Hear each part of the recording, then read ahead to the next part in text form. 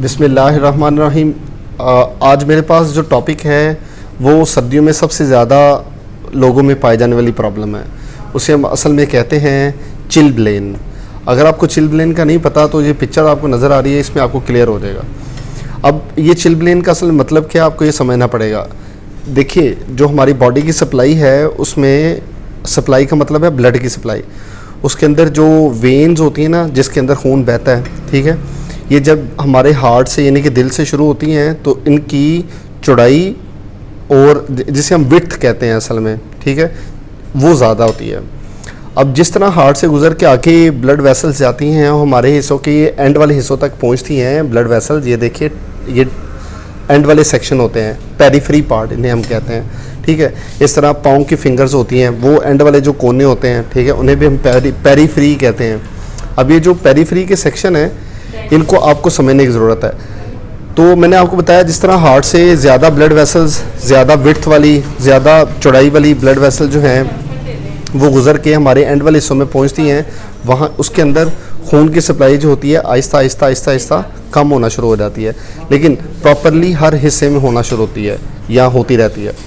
अब असल में इसे हमने और बेहतर किस तरह समझना है। देखिए, सर्दियों के अंदर जब ये वाले हिस्से यानी कि एंड सेक्शन जो हैं, पेरिफेरल पार्ट हैं, ठीक है, कोल्ड से यानी कि सर्दी से इनका टकराव होता है या इनको सर्दी जब एंड पे महसूस होती है, यहाँ पे जो ब्लड वेसल्स होती हैं वो सिकुड़ जाती हैं, जिन्हें हम कहते हैं नैरोइंग ऑफ ब्लड वेसल्स, ठीक है। अब नैरोइंग ऑफ ब्लड वेसल या कंस्ट्रिक्शन ऑफ ब्लड वेसल का मतलब है कि जब एंड वाले हिस्सों पे खून की जो नालियाँ हैं वो सिकुड़ के कम हो जाएंगी तो एंड वाले हिस्सों पे खून की सप्लाई नहीं होगी। जब सप्लाई नहीं होगी तो इसके अंदर इन्फ्लेमेशन हो जाएगी, और जब इन्फ्लेमेशन होती है तो वो हिस्सा क्या होता है, जलने लग जाता है, और जब ये हिस्से जलते हैं तो लाल हो जाते हैं, और जब लाल होते हैं ये स्वेल हो जाते हैं, जिसे हम असल में कहते हैं हेमाटोमा, ठीक है। अब ये जो हेमाटोमा की जो कंडीशन आई है, इन्फ्लेमेशन की जो कंडीशन आई है, ये जो वजह है ये मैंने आपको सारी समझाई है, ठीक है। अब ये नैरोइंग ऑफ ब्लड वेसल या कंस्ट्रिक्शन ऑफ ब्लड वेसल से ये जो लालगी हुई है इसको कम करना, ठीक है, इसकी ट्रीटमेंट है। ये जो नैरोइंग ब्लड वेसल है इसे हम कहते हैं चिलब्लेन, ठीक है, जो आपने आम अल्फाज में अपने एरिया या सीज़न के अंदर सुना होगा। जो मैं आपको ट्रीटमेंट बताऊंगा ये BNF अप्रूव्ड है। BNF अप्रूव्ड क्या होती है, ब्रिटिश नेशनल फार्मूलरी। ये एक ऐसी बुक है जिसके अंदर लिखा हुआ है कि आप इसे किस तरह ट्रीट कर सकते हैं। तो इसकी ट्रीटमेंट का सिर्फ एक सिंगल मेथड है, वो है यूज़ ऑफ हेपारिनॉइड्स। अब ये यूज़ ऑफ हेपारिनॉइड्स क्या है, इसके अंदर सिर्फ एक ही ड्रग आती है जिसका नाम म्यूकोपॉलीसेक्राइड और पॉलीसल्फेट है। इसके अंदर एक ब्रांड आता है जिसे हम कहते हैं हीरोडाइट, और मैं ब्रांड आपको दिखाता भी हूँ, ये देखिए हीरोडाइट। यही एक क्रीम आती है जो कि BNF अप्रूव्ड है, और इसी से ही हमेशा आपकी ट्रीटमेंट होगी।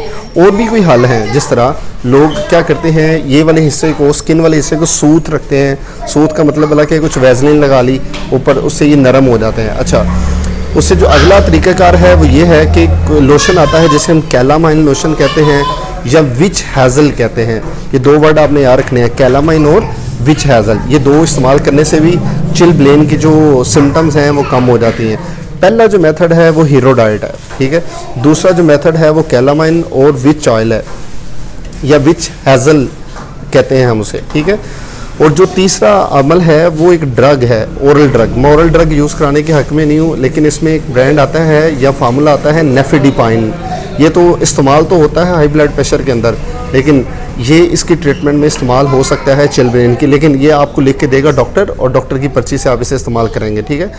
जो दो तरीके मैंने आपको बताए ये कैजुअल तरीके हैं। अगर आप इसे होम रेमेडीज़ के ज़रिए बेहतर करें तो हमेशा इसे सूत रखें, कोई भी वैसलीन लगा के, और आपने हमेशा बात याद रखनी है कि इसको कोल्ड एक्सपोजर से बचाना है। कोल्ड एक्सपोजर क्या होता है कि सर्दी से बचाना है। अब ज़्यादातर लोग क्या होते हैं जिनको चिलब्लेन का इशू होता है वो खुली जूती पहनते हैं, और उस जूता पहनने से जो सर्दी होती है या कोल्ड एक्सपोजर होता है उनकी स्किन के साथ इस तरह लगता है, और इस तरह लगने से, कंसिस्टेंट लगने से उनकी जो एंड वाली जो ब्लड वेसल्स होती हैं, ठीक है, ये कंस्ट्रिक्ट हो जाती हैं और उनको चिलब्लेन का सामना होता है।